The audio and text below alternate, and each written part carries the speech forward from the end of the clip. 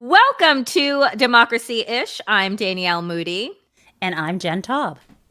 And we are so excited to have you, Jen, as Wajahat is taking a lovely vacation with his family. So, Jen, you are the host of Morning Jen, which covered today, as we're at the time of this recording, that Donald Trump is in trouble. And funny enough, Vanity Fair wrote the very same thing that Trump allies are saying that Donald Trump is purposefully sabotaging his campaign. Talk to us about what you were seeing and why you think that Donald Trump is in trouble, other than the fact that apparently he forgot to put his dentures in for his Spaces interview with Elon Musk. Wow, there are multiple assumptions there. I agree that he's in trouble. My viewers this morning, when I did my live show in the chat that I was following, said that he was not wearing dentures, but it might have been veneers. And given that I am not an expert in dentistry, although I'm sure if it became a hot political topic, everybody else on Twitter would be, there was something weird going on with his slurred speech. It was almost like he had a thick tongue for some reason. I don't know if that's a result of medication or something going on with his dentures, dental wear, etc. In terms of his campaign crumbling, the reason why I believe that is happening is it's just like the 3 M's that Nancy Pelosi talks about. My focus is on winning the election. To have Kamala Harris be president, Tim Walz, we're so proud of our House member, but they were all great candidates for vice president. Any one of them would have been great. Tim is fabulous, and we're happy to have a House member there. And that's my goal, and to win the House for the Democrats, and hopefully that means the Senate as well. So that's my focus right now. I ran again to serve now and to make sure that we had a Democratic president, Democratic House, a Democratic Senate, and all that meant for state legislatures and other races across the board. I don't give anybody advice except to be themselves and be ready and know the power of their individuality and their authenticity. But I do help them in the trenches, on the ground, mobilization, that's 1M, message with boldness and progressive values, non-menacing, and then the money to get it, attracting the support that makes it happen, the 3 M's. And the 3 no's: no wasted time, no underutilized resources, and no regrets the day after the election. She's astute politically, she's strong officially in terms of policy, and she's deep faith-filled personally. So I think that whatever path she chooses will be great. And it's not like these 3 elements exist in silos. They feed off of each other. And so the problem with Donald and Donald's campaign is it starts with the mobilization. He didn't think he had to get off his ass and do anything because he thought he was running against Joe Biden. And after that really difficult and disastrous debate at the end of June, he was like, I can just bluster and lie my way through this and it looks energetic. Now everything has changed. And I would also add on this front, and I will let you get a word in edgewise, I promise. I would add, I won't do all 3 M's, but I would add on the mobilization front, we're seeing him like bleeding supporters. Like when David French is saying, this longtime conservative, not just that he's sitting this one out, but that he is voting for Kamala Harris and Tim Walz and letting everybody know in the New York Times and on television, that's a problem when you have Republicans for Harris having calls where they actually get Luke Skywalker and Mark Hamill to appear on the call. 60,000 people joined the Republicans for Kamala call. I was like, wait, what? Adam Kinzinger and like other folks, other prominent Republicans were on there. But when even Michael Steele, who I think was part of the organizing of that, was just like, oh, something's different here. Oh, yeah. It's different. People are out in the open. They're willing to say it. And the last piece of the mobilization is, and this might be something, actually two pieces. This first one might be something you hadn't thought about. When I was preparing for the show, last night I was thinking about, well, we keep hearing from the Harris campaign about all these new volunteers she signed up or how many field offices she had. And I'm like, why aren't we hearing that from Trump?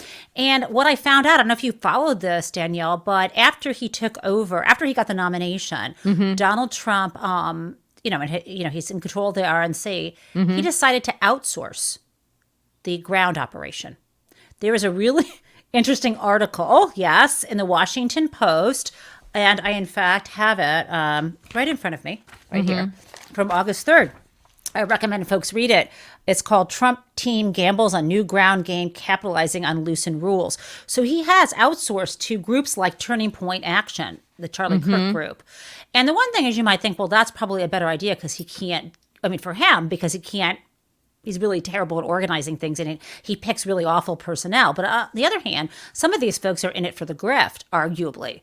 When there are folks who are observing this, looking at the numbers going out the door, X dollars to sign up this many voters and wondering, are these guys just milking the campaign until it's run into the ground? I know I'm mixing metaphors. The piece that you do know, and this compares to all these pro-Kamala calls, is Donald Trump made a fool of himself with his slipping dentures and his lisping and his confusion and sad face when he was on with Elon Musk on Monday. Well, you're the greatest cutter. I mean, I look at what you do. You walk in and you just say, you want to quit? They go on strike. I won't mention the name of the company, but they go on strike and you say, that's okay. You're all gone. You're all gone. So every one of you is gone and you are the greatest. You would be very good. But here's the worst part about it. I was wondering, were people watching because they can't turn away from a train wreck, right? Right. And that was 1 million people who watched, and then later they claimed not 1 billion. 60 million, which she claimed, and not 1 billion, which Elon Musk picked out of his ass. Well, whatever numbers they say, even if it's 1 million, Danielle, they claim they only raised $1 million. And if it was 1 million on the call and then 10 million later altogether, if it's 1 million people, that's $1 a person. That's fucking pathetic. The very first Kamala call, which was, win with black women. Win with black women. That call raised, I think, 1.5 million and a half. And it was 44,000 black women on that call. So with 44,000, 1.5 million, that math is mathing. $1 million with 1 million people. Mm-mm. And at the subsequent calls, when people were like getting all competitive, well, you can do that, we'll raise this, which we love, right? Other calls like, I don't know, the white dudes, I don't know what they raised, but the white women call I was on, I think during the call and then after, I think it was up to 12 million. So I'm not impressed with those numbers. And believe you me, Elon would pump those numbers up. I don't think he was thinking about the math there. So all of this suggests to me there isn't a lot of enthusiasm. And without the enthusiasm, you don't get the, you maybe get big money in PACs, but you're not getting little money. And it's a little grassroots money that motivate people to get out and vote. Like you put a wager down in the office pool with friends at a sports game, you're going to be more engaged in the game. And I know politics isn't a horse race and it isn't gambling, but there's a little bit of a level of commitment for your team.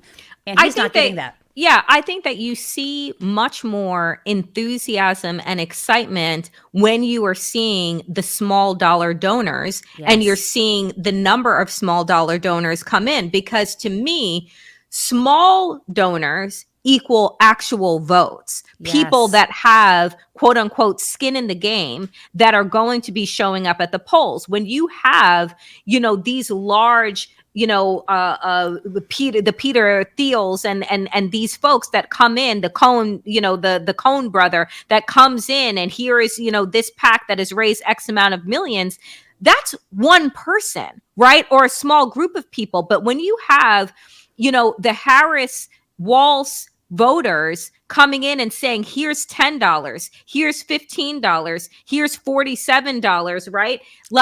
That those we know are actual people that have stake in how this country is evolving. So I want to ask you this, because I want to stick with the Elon Musk Trump conversation for a minute, if you can call it a conversation, because it really wasn't.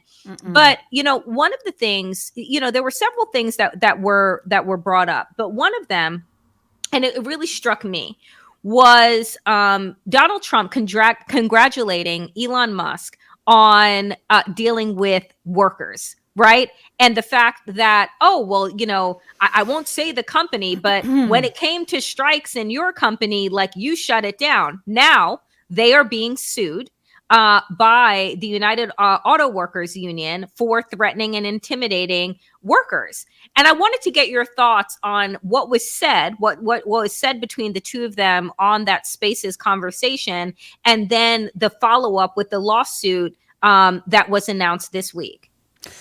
I have so much to say about this. It's so exciting because I even have a third piece. So, starting with what was said on the call, Donald Trump sort of wink, wink, nudge, nudge said to Elon, he's talking about labor unions and saying, I know somebody, meaning Elon, who, when their workers don't show up and decide to go on strike, he just says, get out, you're fired. You don't need to work here anymore.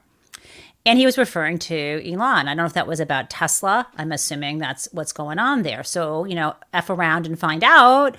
And the next day, the UAW files a complaint with the, I think, National Labor Relations Board. I think that's what they're doing, right? I don't. And let me give you a little more context here.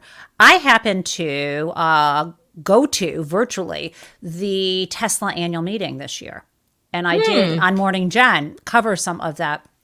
And at the annual meeting, something folks maybe don't know, shareholders are allowed, even if you have a small stake in the company, it's like $1,000. I think it might have gone up to a little more than that. You can have a small stake in the company and you can present a proposal at a shareholder meeting about some change you want at the meeting. This is a certain kind of shareholder activism. I've been involved in this, not doing it myself, but researching and studying this for a very long time. Now, normally the way it works is you present a proposal to the board, and if they accept it, if it's something the company wants to accept, it doesn't end up on the ballot to be voted on during the meeting. There's a really great movie about this. It's a black and white movie. I think it's starring Judy Holliday, and it's called the Solid Gold Cadillac. It's a great movie about proxy voting. But at any rate, in the recent case, if the board doesn't want to include this proposal in their, doesn't want to incorporate it into the culture or the policy of the company, then you go to the SEC, and the SEC says to the company, yeah, you've got to include that. So on the ballot were many shareholder proposals related to things like sexual harassment in the workplace, and there were some about labor violations that people asked about. So this isn't, even though this looks like it's just a complaint from the UAW, you could end up with some sort of shareholder litigation around this as well, albeit in Texas, because he moved the headquarters from Delaware to Texas, and I'm not as familiar with how it would play out there.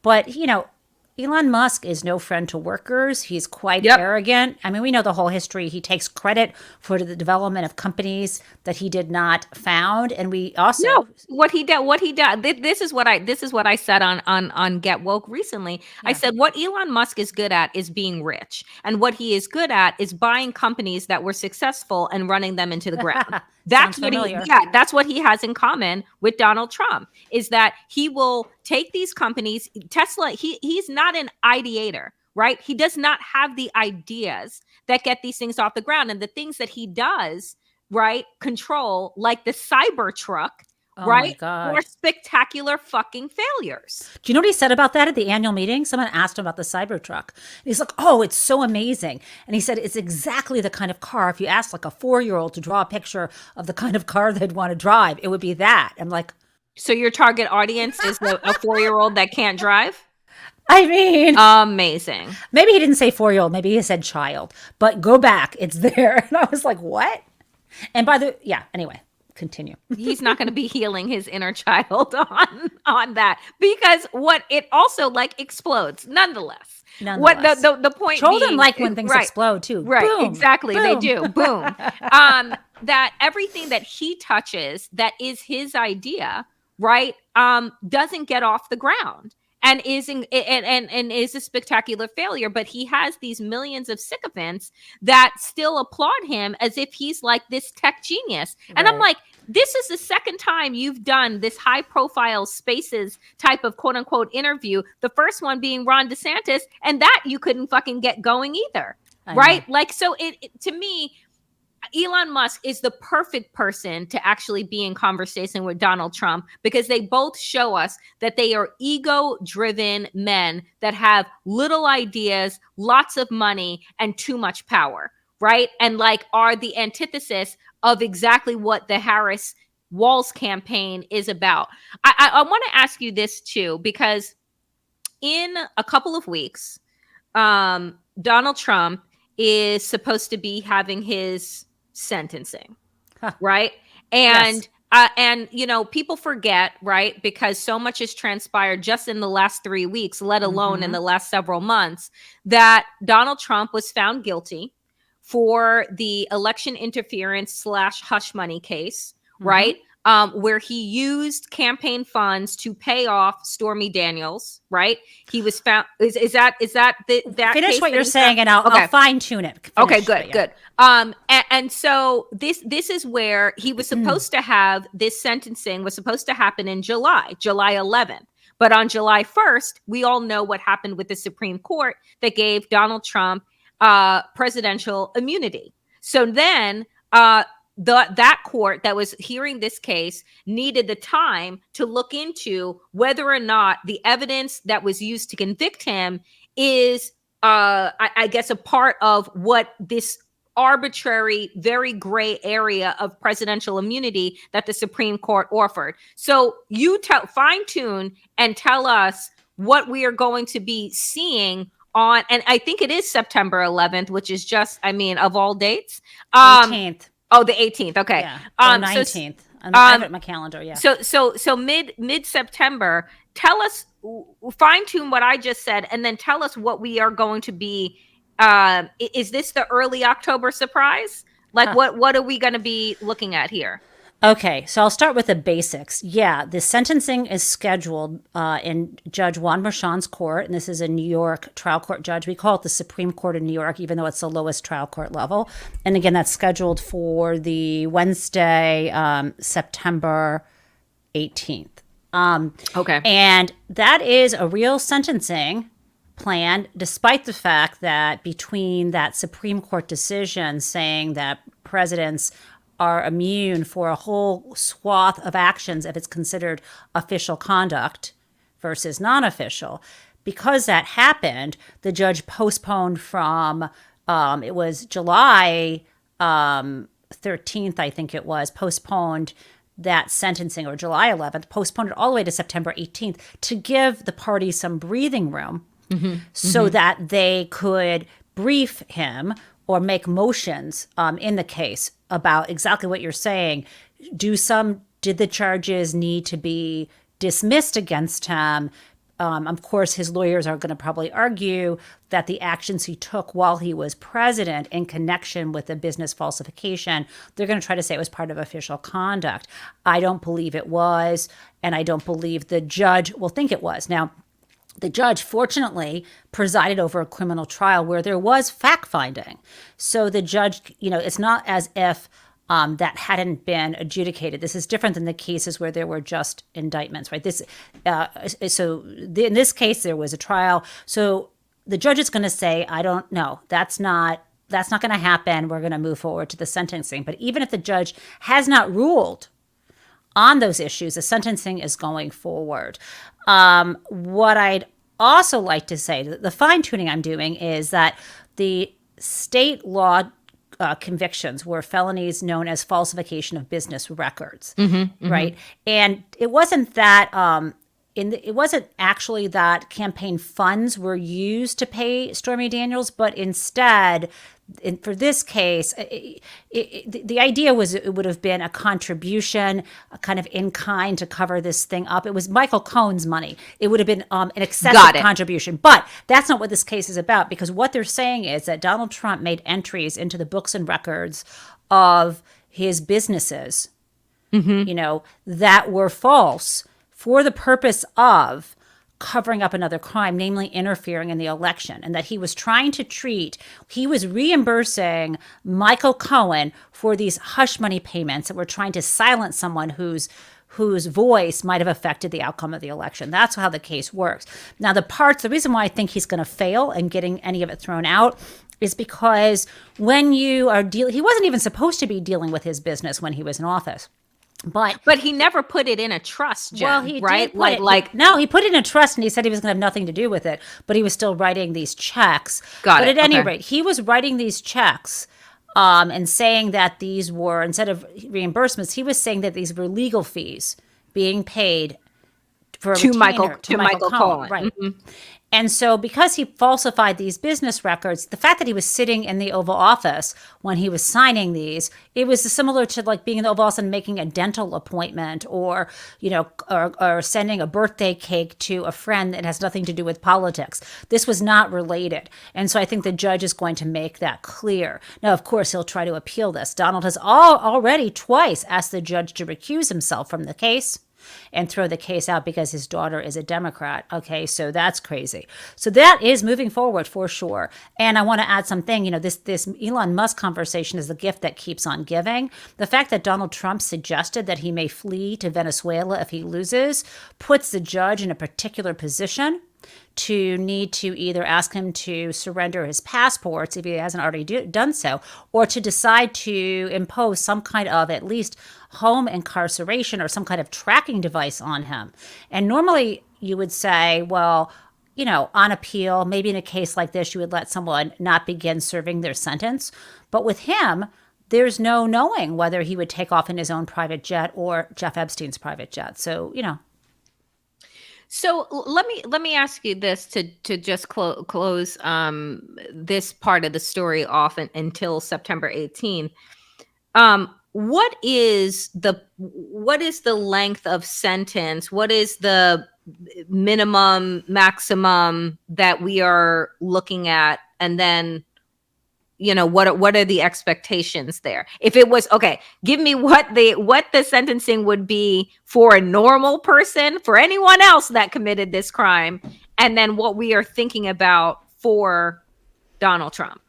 What's tricky here is, so this is New York state law, not federal law, and federal law is a little bit more clear on how these sentences go. But Norm Eisen and others who have written for, I think, the Just Security website, or he also writes for another organization, but it's Norm, EISEN, went through and did an analysis of every single sentencing they could kind of find where business falsifications as a felony was part of the conviction. And what's tricky is it's rarely a standalone. It's usually connected. Maybe there's some other case that might involve, bribery or just, or some sort of other kind of fraud or some other state felony. So it's really hard to tease out what the lengths of these sentences could be based on past sentences, because sentencing isn't just about what's permissible under a statute, but it's also about the judge has to consider disparities in sentencing. All of that said, fines are available, as is some kind of incarceration. And remember, he was often violating the gag order. He has publicly admitted that, as he said at some sort of rally, a criminal is a criminal and stays criminal. I mean, this guy has not accepted any fault here. So it's possible that the judge would do that. The best way of knowing the kind of sentence the judge will give is when we see the report, there's going to be a pleading put forward by Alvin Bragg's team asking for a particular sentence. And then Donald Trump's team will be asking for something else. And when you see those, it's very rare that a judge would give more. It happens more than what the prosecutors ask for. So I'm going to be looking to that to see what Alvin Bragg wants to do in this case. It could be as little as nothing, no confinement, no electronic bracelet, nothing, all up to, maybe even 30 days or more in lockup. I just don't know. I find it highly unlikely that it would be in a physical facility. I think it would be more likely with some kind of electronic bracelet, but you never know. We really, again, need to see what Alvin Bragg's team wants. Okay, and we won't know that until... We won't know it until like last time I remember in my mind thinking that the papers had to all be in by July 1. So I'm thinking sometime by the end of this month, we're going to start seeing these papers come in. I would think is it going to be next week? I don't know what the briefing schedule, how it's been updated. I was thinking about that yesterday, but I would think, before, I would think that, sometime before or just after Labor Day, we're going to see what those recommendations say. And again, whether the sentence should be no matter what happens, Donald Trump's lawyers are going to ask that, you can't impose this sentence until I've exhausted all my appeals. Well, that's not how it works. People serve time in prison and deal with their appeal later. I mean, so, he should be no different if, in fact, incarceration is part of the sentence. Oh, Jen, it's always so good having a friend that is an attorney